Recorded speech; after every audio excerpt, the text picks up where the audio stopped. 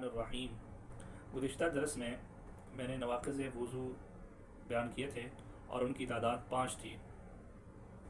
ان میں سب سے پہلے پولو براس یعنی پخانہ اور پیشاب والی جگہ سے کوئی بھی چیز نکل جائے تو وضو ٹوٹ جاتا ہے۔ اسی طرح جسم کے کسی بھی حصے سے خون یا پیپ نکل کر بہہ جائے تو وضو ٹوٹ جاتا ہے۔ اور اسی طرح اگر دانتوں سے خون نکل آئے اور تھوک کا رنگ سرخ ہو جائے تو اس سے بھی وضو ٹوٹ جاتا ہے۔ اور قہر کرنے سے یعنی وومنٹ الٹی کرنے سے بھی وضو ٹوٹ جاتا ہے۔ اور اسی طرح نیند آنے سے بھی وضو ٹوٹ جاتا ہے۔ بے ہوشی کی حالت میں جب انسان بے ہوش ہو جاتا ہے یا مرگی کا دورہ پڑ جاتا ہے یا نشے کی حالت میں ہوتا ہے کہ پاگل ہو جائے تو وضو ٹوٹ جاتا ہے۔ اب نمبر 6، رکوع اور سجدے والی نماز میں قہقہ لگانے سے بھی وضو ٹوٹ جاتا ہے۔ ہنسنے کی 3 حالتیں ہیں اور ہر ایک کا الگ الگ حکم ہے۔ نمبر 1، قہقہ، اتنی آواز سے ہنسا کہ خود بھی اس نے آواز سن لی اور ساتھ والے بھی اس کی آواز کو سن لیں، اونچی آواز سے ہنسنا۔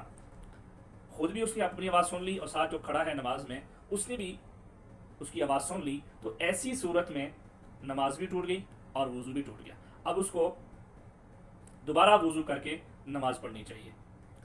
بس اوقات میں نے دیکھا اور کچھ لوگ ایسا ہی کرتے ہیں کہ ہنس پڑے اور ہنسنے کے بعد نماز ٹوٹ گئی دوبارہ ایسے ہی شروع کر لیتے ہیں، وضو نہیں کرتے۔ تو ایسی نماز نہیں ہوتی، کیونکہ نماز کی صحت کے لیے وضو کا ہونا ضروری ہے، اور اگر وضو نہیں ہوگا تو نماز بھی نہیں ہوگی، اور نہ اللہ تعالیٰ ایسی عبادت کو قبول فرماتے ہیں۔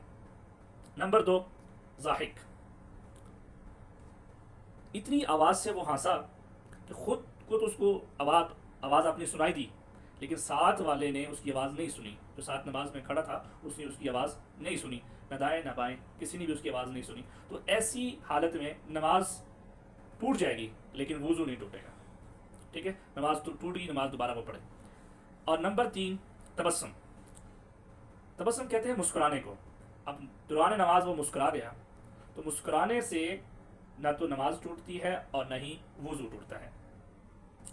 نمبر 7، مباشرت، مباشرت فاحشہ۔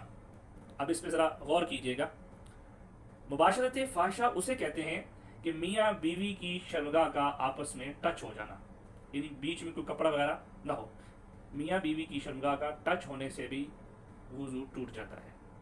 اگر ٹچ ہونے سے اگر آگے نکل جاتے ہیں تو پھر تو غسل واجب ہو جاتا ہے، لیکن ٹچ ہونے سے بھی وضو ٹوٹ جاتا ہے۔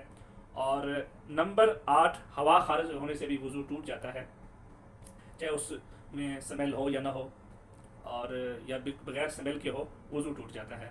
اور یہ کل 8 ہیں نواقض وضو، اور ان کو اچھی طرح سے سمجھ لینا چاہیے کہ بسا اوقات ہم لوگ ان میں سے ہمیں پتہ نہیں ہوتا کہ کن کن چیزوں سے وضو ٹوٹ جاتا ہے، تو ہم ایسے ہی نماز پڑھتے رہتے ہیں، ایسے ہی عبادات کرتے رہتے ہیں، تو وہ عبادت قبول نہیں ہوتی۔ تو لہٰذا نواقض وضو کے حوالے سے اچھی طرح سمجھ لیں۔ ان 8، یہ جو عمومی طور پر یہ 8 ہیں، ان کو اچھی طریقے سے یاد کر لیں اور سمجھ لیں۔ اگر کہیں سمجھ نہیں آتی تو کسی عالم سے یا امام مسجد سے اس حوالے سے ضرور تعلیم حاصل کریں۔ اللہ تعالیٰ سے دعا ہے کہ اللہ تعالیٰ ہمارے لیے عمل کی رائے آسان